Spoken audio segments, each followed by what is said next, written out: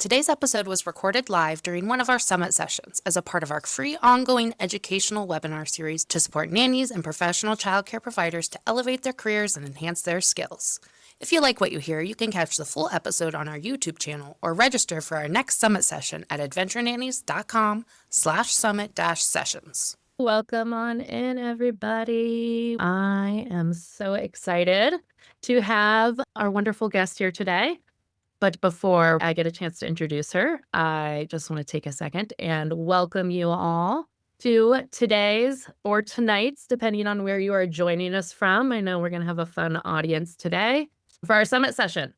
Today, we are going to get to set sail on a unique and high stakes and very niche corner of the nanny industry, and that is superyacht nannying. It's a topic that goes beyond just travel. But, it's a very unique job that is about creating safe, enriching, and totally unforgettable experiences. And today we're going to explore the unique professional demands. And we are so incredibly fortunate to have the Superyacht Nanny, Ella Peters, here to join us. Ella has expertly carved out her brand from her wealth of expertise and love for this career with over 10 years of experience in yachting and 7 years specifically as the Superyacht Nanny.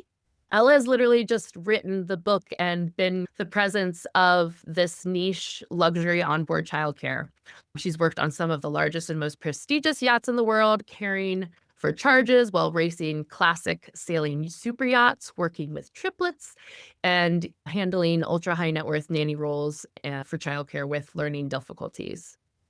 She's traveled 6 continents, worked on yachts that can cost over $500,000 to charter for a week.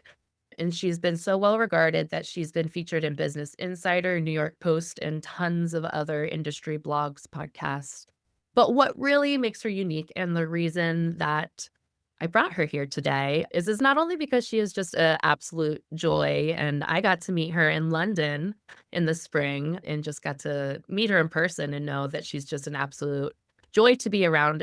But she founded Superyacht Nanny to help you all, to help more people and nannies get into the yacht nanny because it is such a unique world that not many people know about. So she has online guides and coaches other nannies who want to get into the industry. So we're going to learn all these things from her and get to chat for a while. So without further ado, welcome, Ella. Oh my gosh, thank you so much. This was a really lovely and very thorough introduction. Thank you. Yeah, such a pleasure to be here and a real honor. And I'm excited for the conversation.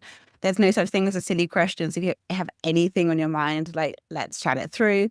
I'm sorry I have a cold, so maybe my voice is not the best, but I'm, really excited to dig into the chat. Absolutely. Well, for all of us US-based nannies over here, we just will listen to you talk. You just have like the perfect British accent, and it's just a joy to listen to you speak every time I speak to you. So I have to say, my accent is listed on my CV, and it definitely does help secure work. that is incredible. Okay, we'll have to dig into that a little bit more because that's amazing. But to kick us off, will you give us like the 5-minute or less version? Because I know sometimes it can be a full 5 minutes of like your nanny journey. How did you even get into superyacht nannying and nannying in general? And kind of what sparked your passion for childcare on super yachts? Oh gosh, so it happened crazy organically. I grew up sailing since age 11. Like, I've been on the water every week, sailing little boats, bigger boats, canoeing, kayaking, paddleboarding, you name it. I love it. And so like a life at sea was kind of always on the cards for me. I've also spent quite a lot of time in the south of France for like family holidays and things. So I had like an understanding of what the yachting industry looks like. And then, although I did work, so sorry, we are going all the way back to the start here. No, we love it. We want the background. We love it. You get the whole shebang. Although I did work hospitality roles and, worked wedding venues in local pubs and things, I was also always the friend that was like, oh, I can't go out tonight because I'm babysitting. And I love kids and children and babies, and they come very naturally to me. It's always, is once in a very blue moon that a child takes a minute to warm up to me. They kind of just come under my wing and we go, and it's lovely and it's so natural. And so Yeah, I'd already done some pretty high level VIP babysitting through high school and more college. I then joined yachting at 18 as a stewardess. Loved it, learned so much. The industry back then, 10 years ago, looks very different to what it does now, I'd say. And I really flew by the seat of my pants, but I got there and I learned so much. And then my favorite charter, I worked private and charter yachts. So private is when it's just owned by one person, family, and it's only used by them. Charter is when it's rented out each week, more or less. And those typically charter is a lot more intense. And I loved it. And I loved meeting all the new families and kind of making sure the children were having the best time. And I was always the one that was setting up a treasure hunt or organizing a mocktail making workshop or let's go to the galley and do some cupcake baking and decorating. And yeah, so it was very clear like this is what made my heart sing. And so yeah, I did 3 seasons like this. I then went back to university and the whole yacht nanny thing took off as I love children. These jobs are few and far between, but kind of once you get into it, yachting, although it is a big industry now, it is still very closely connected and people know people and personal recommendations are gold dust. And so kind of word go around, oh, this is Ella and she does yacht nannying. And kind of the word flew around. I basically didn't stop. And I work with the same clients all over the world in different residences and different kind of dynamic situations. But the stakes are similar and the expectations are still there. And it's always exciting. It's always dynamic. It's always a million things going on. So yeah, I've been doing that for 7 years now. And then I started Superyacht Nanny as a company 3 years ago. As basically, I had all these people that was like a school friend's cousins, big sisters, dog's auntie wanted some tips on how to get into, I don't know, ultra high net worth nannying. And they're like, oh, where do we start? We're looking at things like this. Can I take you to the pub and buy you a drink? And I was like, well, don't actually like drinking that much. Can I help you properly? And I'll sit down and I'll organize all of my thoughts and everything I've learned, because realistically, I have also made bumps along the road and we're like, oh, that's not the way to do this. This is a way smoother way, or aha, didn't see that curveball coming. But now these are the telltales of said curveball and how we're going to smooth out the guest experience for everyone. So the crew are calm, that they haven't got any extra hassle and work. The family, the parents have got complete peace of mind that the children are happy, healthy, safe and well. And the kids are laughing from ear to ear, smiling from ear to ear. So it started as kind of nanny coaching and it's grown and evolved as people, as like needs change and life grows. And now we're here. That's amazing. So you started as a stewardess. So I'm going to break this into kind of 2 parts. And if you want to tie them together, feel free. Can you tell us the difference, like a little bit about the dynamics of onboard crew? Like what is the difference between like an actual like a yacht nanny and stewardess? Like what was the difference? Were you just kind of acting like a nanny as a stewardess and then that transitioned into actually being a yacht nanny? Or is it a combined position? And like, what does the dynamics look like when working? And like, who are you working with even on the ship? Who are you working under? Who do you report? Like, there many questions. I know that's what I'm like. I feel like it's not, but like you just mentioned stewardess setting up things. And so I'm just curious about the different roles of like what you can do as childcare on a ship and just a little bit about that. Absolutely. Because first thing I think that's important to say is each charter, each boat, each family dynamic is so unique. Yes, there are massive, like overarching themes, but everyone does things very differently. And so as a stewardess, childcare is not your job, but guest experience is your job. So where's the line? So guess that's what, We're not sitting at the table helping a little one eat, but you are sitting at the table and serving the food and bringing the ketchup. And you don't have time to be like sitting with them. But it is a blurry line, and some guests will try and push to blur that line further. We all know about job creep, right?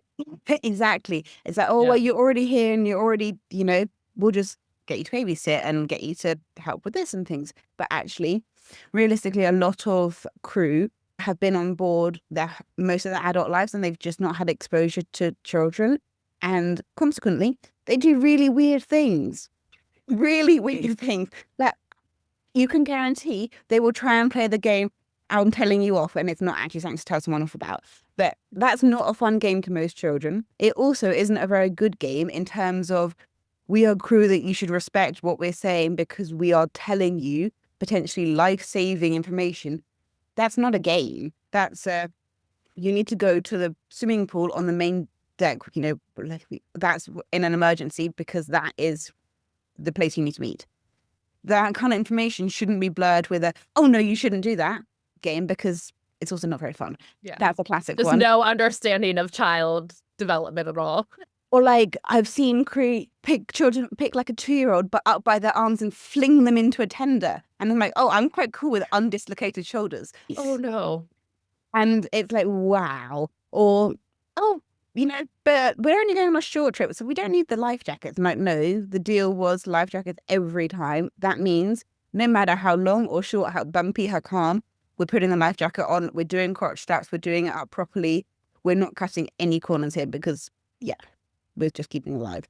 So you're working with a lot of people who don't understand kids, right? Yeah. So then as the nanny, what does that role look like? As like the yacht nanny, and how does it differ from nanny role, like traditional nanny roles too? Was the real question I was planning on asking. This is there are such roles as stewardess nanny. So stew nanny positions where you kind of are both. And I've done these roles and I'm personally not a fan of them because how can you make a bed up while sitting down and doing mealtime? You need to be making sure they're not choking and that they're all okay, they're having any help they might require, but also the cabins need to get done and you physically can't be in two places at once. So these roles are quite tricky. They're basically just stew roles when there's no guests on board. They mostly exist on private yachts.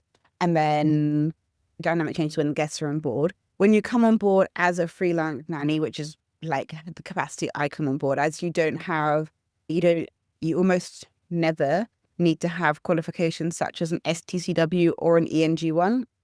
The STCW is you have to have it to be working on board as crew, and it's like basic firefighting, life-saving, things like that. And then so you're not considered a crew member then, right? No, you're mostly on it gets quite complicated and it's not that interesting. And then an ENG1 is your seafarer's medical, which is probably still quite handy because it means you're fit to work. So then when you're on board as a nanny, you're much more in a guest capacity. Yes, you may be sharing a crew cabin, or maybe you've got a cabin with a little one, maybe your own guest cabin, but you're not going to be helping, like you're not going to do any laundry, you're not going to do any meal prep because there's a galley with chefs in there. You're literally there to keep the children happy, healthy, safe and well. And you're with them the whole time. A lot of yachts now have no unaccompanied children policies, which I think is fantastic because, yes, it is a seriously safety critical environment. Gosh, sorry, I was talking fast. And we need to know where they are at all times. There's also weird things that come up, such as a lot of the doors are fire doors. And so consequently, little ones are just not strong enough to open them. So they get like trapped in the bathroom quite easily. Obviously, that's not what we want. Okay. So you mentioned like a little bit of safety things, but like how does this high pressure safety critical environment really shape the way you approach childcare? Because like, risky play and taking risks and everything like that. And but like this is a different environment, right? This is where, it's water safety and things like that. So how does it change the way you approach childcare in general in this high risk environment? Yeah, safety has to be number one at all times, and the boundaries need to be clearly communicated. So it is like having a conversation with the parents and then with the crew to, pass on whatever information needs to be shared, and to be really consistent with it. There isn't any ifs, buts, and maybe. There's like, this is what we're doing, and we're going to do it the entire time. And safety just comes first. Yeah, it comes first in everything that I do.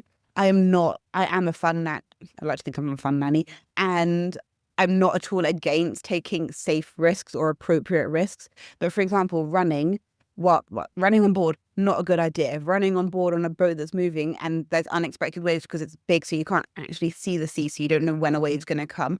A terrible idea. Having wet feet on a marble floor, a terrible idea. These are things you can like really easily. Don't run and dry yourself off properly before you go inside. They're really easy things you can do. Take 3 seconds longer and it makes it all okay. And it's just kind of the appreciation that everything on board does take longer. Nothing is quick or easy, but that is what makes it beautiful. Yeah, there's weird things that you don't expect to be a thing, such as baby monitors on like Bluetooth baby monitors don't work well on Dutch and German built boats. And it seems to be, this is a crazy niche situation, but it comes This is up. what we're here for. We want this weird stuff. This is It what we comes up love. for me at least once a summer they haven't considered it, or I haven't had contact to be able to be like, oh, just to let you know, this is likely, like, let's flag this. And engineers have told me it's because there's so much more steel in these built boats, because these are typically like the best built boats in the world. But I've also heard it's interesting because the German and Dutch built boats are so popular because the Earth's magnetic field is really like the closest to zero there. This is a little bit above my understanding of situations, but I do believe what these people are telling me because they're very highly calibrated and everything like that, exactly. whatever. And so I would always opt for an Earth-based monitor in such situations. Okay. Like if you've got a Nannies at home, it's not too tricky to bring that with you, but you wouldn't know to bring it with you if this wasn't kind of discussed about. Right. You're going to bring the cheap monitor that's just a Or Bluetooth you would just say, oh, one. crew, just provision one and have it on board ready, all set up, which is also fine. But if it's not going to work, it is a problem. And if you'd like me to be doing nights, also, again, not a problem, but I need to be able to hear them. And then maybe there's not like a sleeping area for me to sleep that's nearby. And then you're then in, I don't know, some Greek island, and there is definitely not a baby monitor shop there. And Amazon Prime doesn't exist in that kind of way. I'd say that changes everything, right? Yeah, No most places 24-hour that I'm delivery to a working, yacht. like Amazon Prime is just not an option. So yeah, some very niche things that come up, and this is what comes like with experience or with coaching, because you don't know they're going to be a thing, and a lot of the things are not massive, but it takes the guest experience from like, oh, a good trip, we had fun, or to like, wow, like this was faultless, this was absolutely perfect. And that's what I'm here for, to make it that level of incredible for everyone, to make sure everyone is safe at all times. Or like you said about water safety, a huge thing is having a designated water watcher. On larger yachts, like on board, there'll always be someone supervising when guests are in the water in the sea. But yeah, if on a larger yacht, they kind of rotate around, or one person needs to go and help with something else, and to be really clearly stating this is the person who's the water watcher means that everyone knows who's in the water, who's gone to take a shower, who needs to really take care about. And then other times, like there is jelly pools. So it's like basically putting a swimming pool into the sea. Don't touch you. That sounds like my way to experience the sea. Man, that's what I hate about the ocean. Wow. Okay, so I just need to You're go not on a the only super one. yacht. Lots of Noted. people. Noted. I'm worried Okay. it's cool, but a lot of people don't like them. But it's again another really nice safety thing that they're then in an enclosed space. Okay, they're in like a 3 by, I don't know, 8 meter section. They can't go drifting away with the tide or the current. They're in this one spot. And then when they're smaller, just pop them in the jacuzzi and change the temperature and turn the bubbles off. And then they work quite well because like then it doesn't need to have a crew member there. It's fine if it's just me and 2 children to manage, much easier. Then you're the dedicated water watcher then. Yeah. Because like I'm a water watcher, but I'm in the water with them, so it would have never happened. But there needs to be someone as well watching you. Exactly. And sea bobs are like what is it? Sea bob is like you hold on to it. Do you know what a sea bob is? No. Cool. It's like a handheld jet ski. Oh gosh, I got 5 words quick. Oh my goodness. Wow. It's like a handheld jet ski thing, and it's really fun, and you can dive down underwater with them. But okay. Yes. Okay. Yeah. You can also I cruise wouldn't with know it was surfers. called a sea bob, but I've seen those. Yes. Yeah, they're really good fun, and children love them. But then it makes them so much faster. And it's like, oh, have they gone around the bow, or where are they, or are they in trouble, or are they just quite deep and they're about to come bouncing up? And so then you really have to have people who are 1,000% paying attention, because obviously things can change really quickly. Absolutely. Those are definitely water safety things that we don't think about, and you don't think about if you haven't been on this type of thing.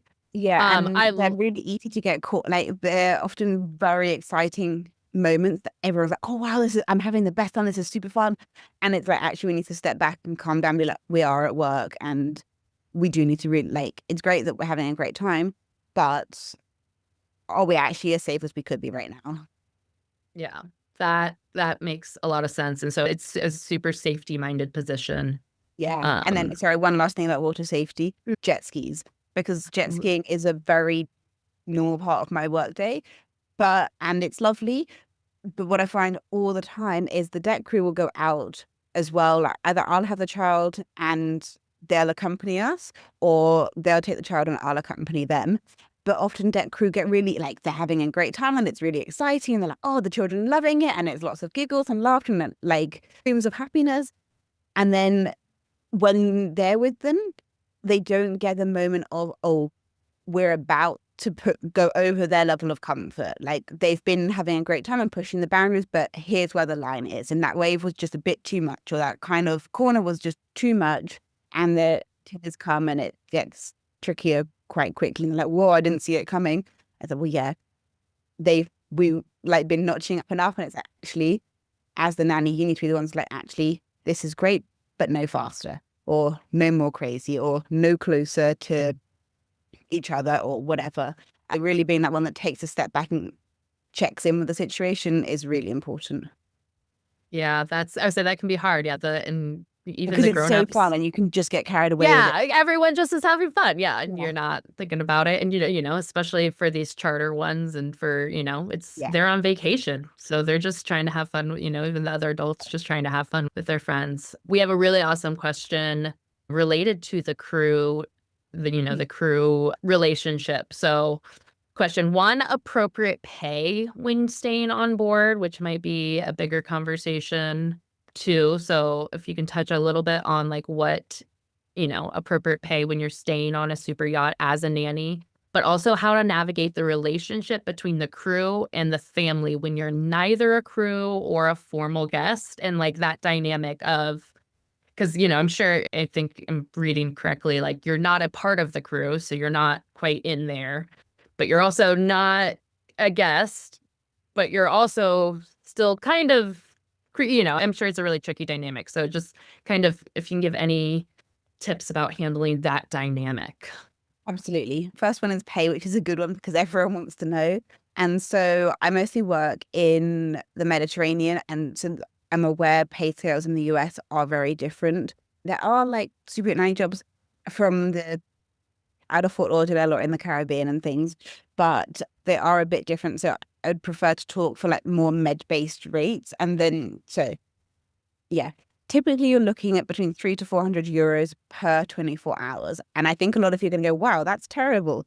Because yeah, it in reality is not a great hourly rate for nannying in a lot of cases, but it's also not bad. It does jump up. It can kind of go up to 500. I've seen 550 for a maternity nurse on board, but it's not insane. And they are, again, most of them are 24-hour roles. And even if it says 12 hours, you're an anchor or something. So there's no way you're going for a walk, or there's no way you're going to actually make a phone call with decent internet and have serious privacy without it sounding like you're in a hurricane because it's really windy on the foredeck, which is the only area that's realistically possible to take a phone call with some kind of privacy. So like 300 to 400 euros per 24 hours is industry standard. Compared to a freelance stewardess, they would be on 150 to kind of maxing out at 180 at the minute, unless they're a chief stewardess or yeah, similar. And so in yachting, they're really well paid roles, but in the nanny industry as a whole, they aren't. Like there's other higher paid roles, I think. However, it is very standard to be tipped. And this is an interesting bone of contention, which segues nicely into the next question. As so, when you charter a yacht, you'll see like the advertised price. This price excludes APA, Advanced Provisioning Allowance, which covers food, fuel, anchor, mooring fees, anything. And so that is about 20% of the charter price. And whatever's left from that typically becomes the crew tip. Crew can then get a bit funky with you that you are a threat to their tip pot. You are not actually a threat to their tip pot, in my experience, 100% of cases, let's say 99 to be safe, because nannies are tipped independently from APA. And so for a week's charter, you're looking at, so from what I just explained about the whole APA thing, you can calculate what kind of tips that boat is working on based on, how many crew there are, and what 20% of the charter price is. So for a week's charter, you're looking at a low four-figure sum cash. And so that does change like what your day rate would be. And then travel days are charged, like I would always charge a travel day at half rate with less than 4 hours of childcare. And that seems to be setting the bar quite well. Yeah. Does that answer? Oh, and then because these are freelance jobs, I'd always recommend you take a 50% deposit to confirm the booking, because if it's just you and them, how are you going to get your money back in case they don't want to pay you? So at least that gives you some. Is there any nuance if it's, because like I know Grace's question specifically was, is her family owns the yacht that she works for full time. Is there any nuance to like if it is you're going on a yacht trip with your full-time family? And I think or would you just get your regular rate, or like what would I would get you? your regular rate if it's just in a different situation. Like potentially there's a room for negotiating things as Like the client. overwrite Nate.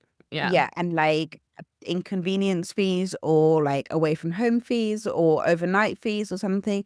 But otherwise, every nanny I know that goes on board with a full-time family earns their standard salary.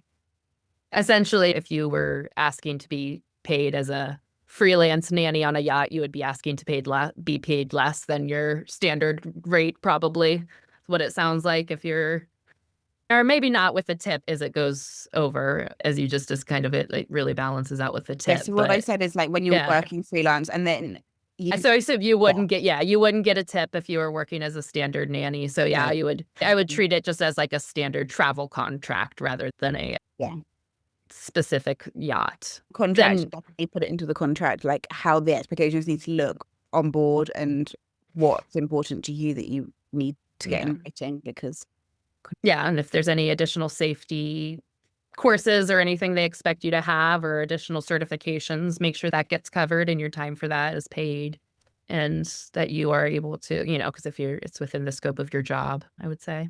exactly. But yeah, it definitely sounds like it's more. What about, and I know you talked a little bit about the pay, is there any other kind of dynamics in terms of, to navigate that are tricky in terms of like how you even communicate with the crew, or how you navigate, requesting things from the crew if you're not the actual guest and things like that? Definitely, because it's such a funny line to toe, as sometimes you come on board and they're like, welcome to the family. So the crew mess is where they eat and where they relax and things. And it's normally got like a fridge and a little kitchen area, but the chef will still cook for them. And sometimes it's like, yeah, come to the crew mess, eat with us, all very friendly, easygoing. Other times, it absolutely no way. This is our home. You are not welcome here. That's for us. That's where we like.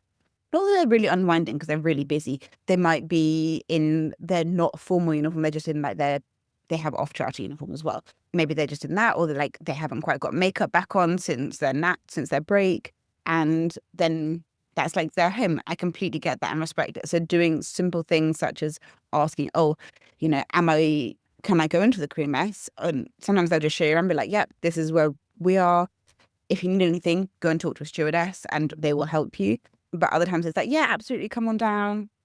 And neither is better than the other. It's just different dynamics, and it's just good to like show respect and not presume that you're welcome there, because sometimes the nanny will eat down there, but other times she'll eat only with the family, with the kids.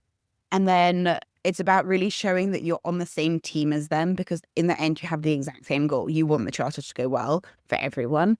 And so like normally like the parents could be getting ready and you're kind of doing bath and bedtime.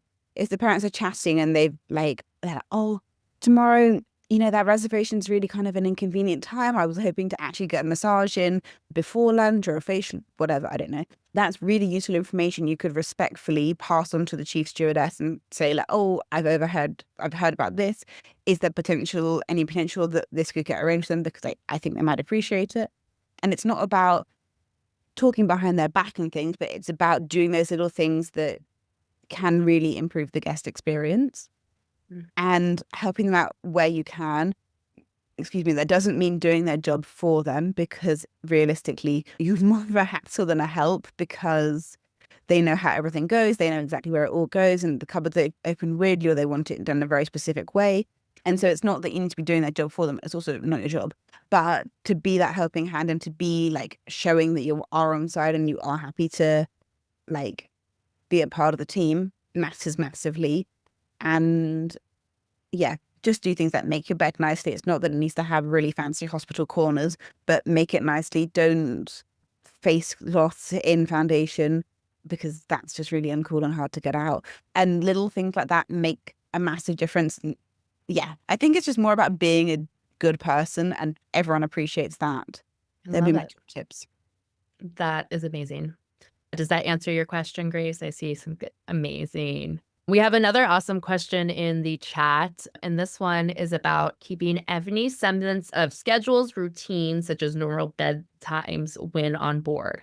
I realize the family's on vacation, so the tendency tends towards free for all, but the children thrive when they're rested and have that structure.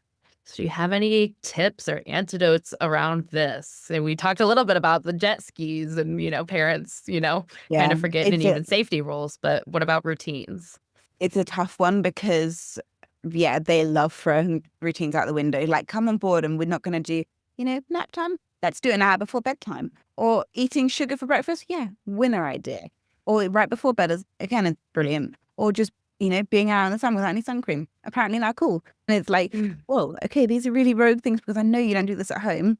And so normally what I tend to do that works well is let them free for all for a day or two. And then it's like, okay, this doesn't work. And they've also kind of done the free for all and things will get a little bit wound back in. And it's not that maybe not everything needs to be announced. It's just like, oh, how do you feel about me kind of taking, I don't know, Lola down for a nap now? And they're like, oh yeah, good idea, because they're having a lovely time at a beach club and actually it's not a hassle for them and it works really well for you. So I think it's like the delivery of things matter massively and how you're making their life smoother. And, the children are then going to be calmer, well rested because, yeah, we all know routines really work for a reason. And so how you can kind of slide things back in a little bit smoothly. But yeah, again, I think it's one of those things that's really family specific. But yeah, I do fully agree that routines are really great. It also gets trickier when there's a lot of jet lag happening. And I had one thing I wanted to say. Okay, I'll think about that because I had another tip. Oh, good. Yeah. I Try love and that, not like, lose the routine. It's basically. yeah, like, stepping back though and like really letting the parents have a choice of how they want to spend their vacation and really, but then being right there to step in and say, hey, would you like me to implement this? Would you like me to do this? And I feel like it can also, I'm sure it's a conversation that you have beforehand too over how much they want you stepping in and how much they want to be with the kids and a little bit of like what they want the vacation to look like ahead of time. Yeah. And Yes, but also no, because a lot of these things they don't want to discuss about it. They just want to get on and have fun. And so it's okay, really about like having the emotional intelligence to read the room to be like, oh, okay, I'm just going to get on and do this. Or I'm quite sure this is the best course for this situation. I'm going to give it a go and kind of hope for the best. And then if there's any feedback, you can readjust. But normally there isn't. And it's like, okay, perfect. Bam, we're going. Because they don't want to be overwhelmed with questions. They don't want to be hassled. They want to be really relaxing and taking it easy. So yeah. I just saw another question come in about adjusting to time zones. So Tonya from New One Care Solutions wrote this piece for me on jet lag for children. So we can link the blog because it's really good. absolutely. Oh, sorry. I hope that's okay. Oh no, we love Tanya. Oh my gosh, absolutely. And she referenced this paper and it's about the how impactful children like actually being barefoot on either the beach or on grass is in balancing them in terms of like, yeah, balancing them for jet lag. And I've tried it myself and it works a charm. Really? But I mean, it doesn't shock me because I know a lot about just like barefootness in general and grounding and like I'm all the nature, get outside and climb trees and all that. That's my kind of niche. But that's incredible. So I'm trying to find this blog right now. it's on my website. but quite far down, I think. And then other things I would do is not constantly discuss it, because the more you make it a thing, the more it is a thing, especially Okay. in how old your children are. Eat accordingly to the destination. But also don't, like, if you're going a massive time difference, like, I don't know, 8, 9 hours, you need to go kind of like hour by hour, a bit over the, like, start a few days before you go and then finish it off by like day 3 of the trip. But it's also tough. I know for some families, when it's not massive time differences, then they just exist on their home time. And that also kind of works. And then also to eat according to the destination. Like, if it means having a really early dinner, have a really early dinner. Don't make it into a, oh my gosh, this is the earliest dinner we're ever going to eat. Because then, like, oh yeah, this is crazy. Because if you just, like, it is tricky and it is just not fun. But also, especially when they're younger, it's not impossible. I've just come back from a trip with clients from the US, and we were in UK, Europe, and I smashed it out in a day. So we had one funky nap, and then the rest, she was 2. So, and the rest was completely fine. We didn't talk about it anymore. And it all was really calm because it wasn't a thing. We were outside a lot. We rolled around on the grass and ate at the right times. And yeah, took one massive nap and done. So, but yeah, it doesn't always go that easily, because that was really lovely. That's amazing. And that is a great to my next question, because I was thinking about, you talk about, we talk about structure and that being best for kids and, but also adventure and these experiences are once in a lifetime, not a once for, I'm sure for many of these kids, it's more than once in a lifetime, but they're Yeah. incredible experiences.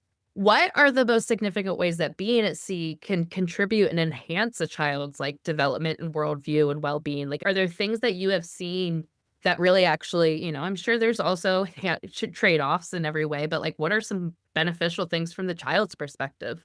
What have you That's seen that the super children cool get to things. learn? Yeah. Like cultural immersion, language, learning local geography, learning local history, wildly varying their food palettes.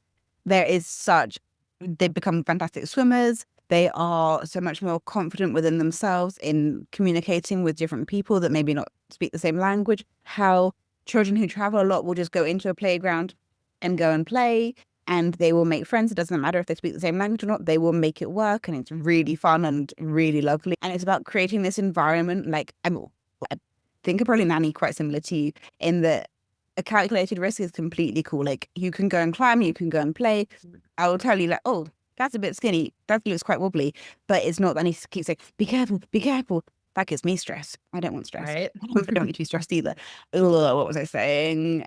Yeah. And so, like, I would always learn facts about the area, about the geography, about the rock types, about why the coastline's formed how it is, what dinosaurs used to live in the area, what fish we might find. Also understanding how a fish finger happens, because we can go fishing, probably won't catch a fish because I've never caught a fish. But Wow. With all the water experience, that's incredible. yeah, I've nearly been hooked a few times by children, but that's a little bit scary. But like, understanding how ecosystems work, and obviously it hugely varies on where they are academically and their age. But yeah, there is a million learning opportunities that doesn't need to be sit down at a table and do sheets of paper, sheets of work, because yeah, I obviously, they have their place, and if there's homework that needs to get done, we obviously need to do it. But we can throw in so much learning and fun facts that they don't know they're learning, and it's really interesting. And yeah, everyone enjoys it. I love that. Yes, I'm all about experiential learning, and like that would be, if I was a millionaire, I would go live on a yacht and homeschool my kid and There's travel the world. more. Like that's absolutely like incredible. There's more families who own yachts doing world schooling programs, and yeah, it's really cool. I think it's Yeah, amazing. I love it. We have another really awesome question in the chat. Is it possible for people who deal with seasickness to live on yachts? It seems or work on yachts. It seems my body eventually adjusts with Dramamine, but I have to worry that I'll have to start fresh every time. Is it something that like you adapt to eventually? If like, if you've known people who used to get seasick and eventually adapt to it, or are you always going to get seasick if you get seasick? I think you're always going to get seasick. I Ugh. don't personally get seasick at all. If the weather's like crazy horrendous, but like I've been seasick once. But I do know crew who work on board who don't feel amazing, and yeah, they will just get their way through it. But it is quite relentless, I think. I'm really sorry to say, because that's not what you wanted me to say. Yeah, maybe a bigger yacht is better suited because it's less bouncy. But yeah, I'm sorry. Yeah. It's really not a fun This thing. is we're here for the hard truths. It's all good.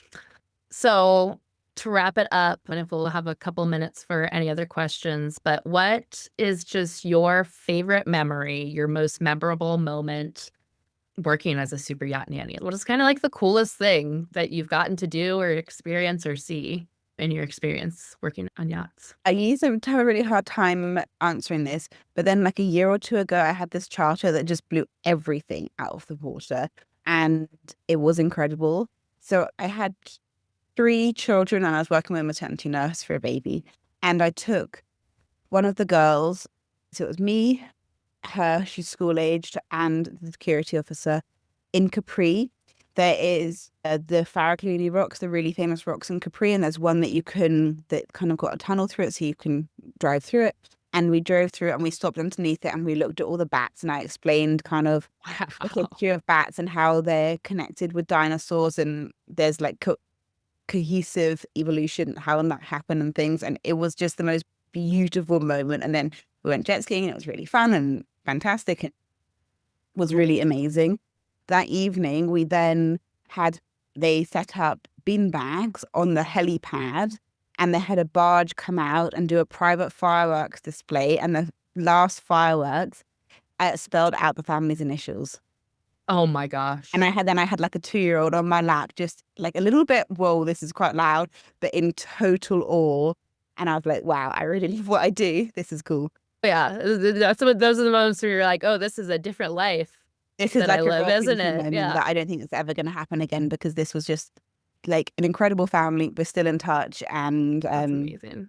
yeah, Isn't it great when those people are crew also that like amazing people too? I feel so lucky for the amazing people I work for, because I know. yeah, they're incredible. But this was also a crew who on it 1,000%. Like you come on board, sometimes it's like, oh, you knew there was kids, but there's like zero inkling of anything child related. Like, yes, obviously I brought supplies and provisions, but normally you guys kind of, I don't know, make things nice as well. And then other times it is just, yeah, blow your socks off, cool. That is so, so cool. So I know that everyone here, a big question, you've answered a little bit, but what, if you wanted to get in, besides getting in contact with you and sending you an email, going to your website, which will make sure everything's linked, and chatting with you, like what are some actionable things or practical steps that if you wanted to get into yacht nanny, like where do you start today? Because obviously you got to make the, it sounds like you got to like make connections, know It's like a people. It's a ladder. little bit of that. So sounds like if you're really serious about it, get in contact with Ella. But what's a practical step somebody could take today if they wanted to get into it? Push for travel nannying, get experience in fully staffed households, work with ultra high net worth clients. This is what we look for in hiring yacht nannies, that they know what they're doing. It's not that they've got a crazy number of courses. It's that they actually can be thrown into any situation and are going to handle it, be cool, calm, collected, with the right energy, really strong people skills, really like can sell themselves, they're boundaried, they're professional, they are can do people. Like yachting is a yes industry. It's not a, oh no, actually that's not an option. There's no prime. There is almost always a way to figure something out. And so yeah, but getting the hands-on experience in like do wedding nannying, do I don't know, some weekend bits and pieces, get into some interesting things that set you apart because they're hyper competitive roles.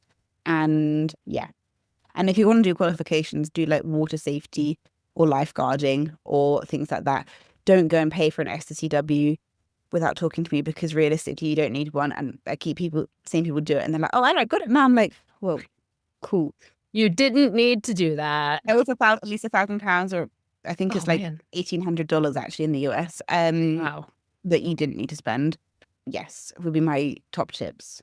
And get written references from your current jobs, because they're really important. And it seems that no one has, like, a lot of people are not asking for them anymore. Actually, they matter. That is a great tip. And that is a tip, even if you don't want to get into yacht nanny, that you should take Yeah. away, because that is a great tip. And don't burn bridges with your previous employers. Absolutely. Thank you. We've got some folks heading out and saying thank you to Ella. Oh, thank you so much. Thank you for being here. If no one has any other questions, I know we asked many of our questions throughout the thing. Feel free to drop them in, but otherwise we're going to get wrapped up. We did learn about Superyacht Nanny today and how, exciting of a career path it can be. If there's one thing that you want everyone to take away today, what would it be? And then let us know where we can find you. Oh my gosh, I didn't prepare this part. Oh, it's okay. Away. When there's a will, there's a way. I don't know. I'll give a takeaway that I really just like it. I think that my biggest takeaway from this is how unique the industry is. And it's like, it truly is creating a luxury experience. It's not the everyday nanny experience. And if you really love that creating that extra special experience and those moments, then I think that this is your path and where you should go down. I think it's a really special luxury, unique thing to do. Yeah. I love it. I like that a lot. I've also got a niche one that everyone laughs at. Sell the sizzle, not the sausage, when you're pitching to jobs. Because everyone goes, oh my gosh, Ella, that's so inappropriate. No. Do you want to employ a childcarer, a nanny, or do you want to employ someone who is going to make sure your children are having the best time? They are like academically thriving. They're hitting every milestone if you're going for a full-time job. They are ensuring that safety is paramount, that they are like socially, emotionally, physically, everything fulfilled. Sell that sizzle, not just I'm a nanny, because that is the energy to take into an interview to actually get the job. That is amazing. I love it. Okay, where can everybody find you? Where can we connect? What's your website? What's your social media handles? All that fun stuff. Oh, thank you very much. It's at Superyacht Nanny on Instagram. My Facebook group is Superyacht Nanny. The website is superyachtnanny.co, not .com. And then my email is the same, ella@superyachtnanny.co. Just search Superyacht Nanny and you'll find me. Amazing. I say, yeah, it's pretty easy. So, yeah, you just got to make sure you put the nanny on there and she pops right up. And then I did link up in the chat. I did find that jet lag blog. So it's up in there in the chat and we'll make sure that we put it in the show notes and everything. Thank you so much for being here, sharing all your things. It looks like everyone got a lot out of this session. And thank you to our audience for being here. We love being here. So please share your key learnings online, connect with Ella, and subscribe to Adventure Nannies on Air. These will be available to replay on our podcast. And don't miss our next session too. We have got a couple more great sessions later this month or next month. This month's almost over. Oh my goodness.